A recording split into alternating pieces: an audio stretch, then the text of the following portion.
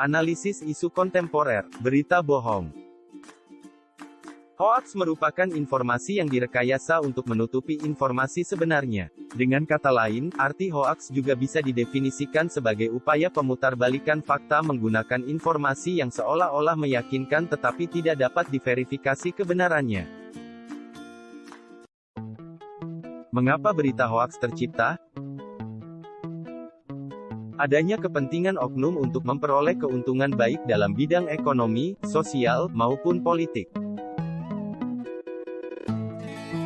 Sebagai bentuk pengalihan isu dalam mendapatkan perhatian masyarakat untuk menutupi atau meredam isu-isu lain yang diharapkan tidak menyebar. Kurangnya pengawasan dan penindakan terhadap oknum yang menyebarkan maupun menciptakan berita hoaks tersebut. Mengapa masyarakat Indonesia mudah terkena hoaks?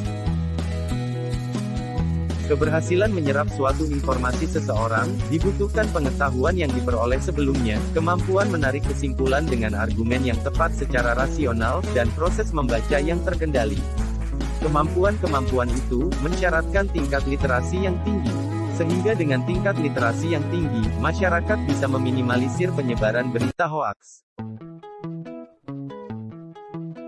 Masyarakat Indonesia yang dinilai tidak terbiasa berbeda pendapat atau berdemokrasi secara sehat.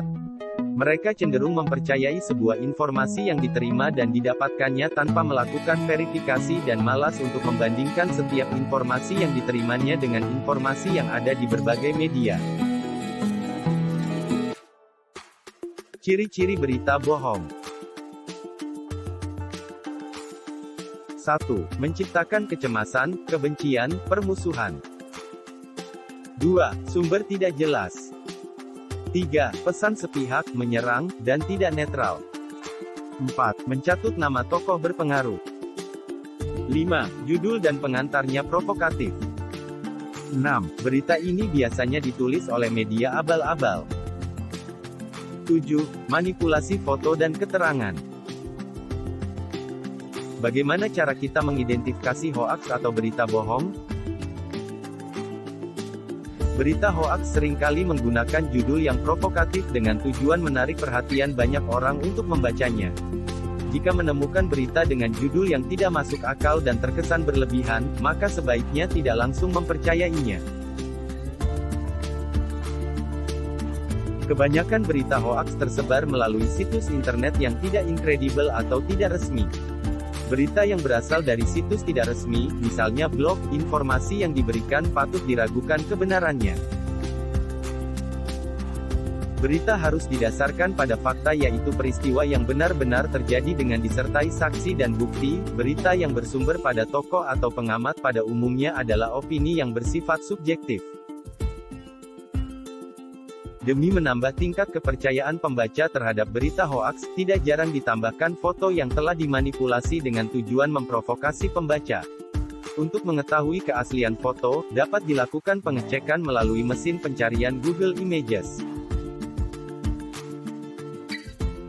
Banyak grup diskusi anti-hoaks di beberapa sosial media. Pengguna internet dapat berpartisipasi langsung dalam diskusi dan saling bertukar informasi mengenai kebenaran suatu informasi dengan anggota grup lainnya. Contoh, kasus, berita, bohong. Vaksin Sinovac kadaluarsa. Kemarin aku habis selesai vaksin. Wah, Rere harus tahu nih.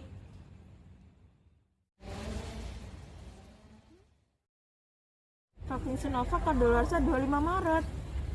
Wah, nggak beres ini kurnia. Jangan-jangan dia menyebarkan ke semua kontak di HP-nya tanpa tahu kebenarannya. Coba saya cek dulu.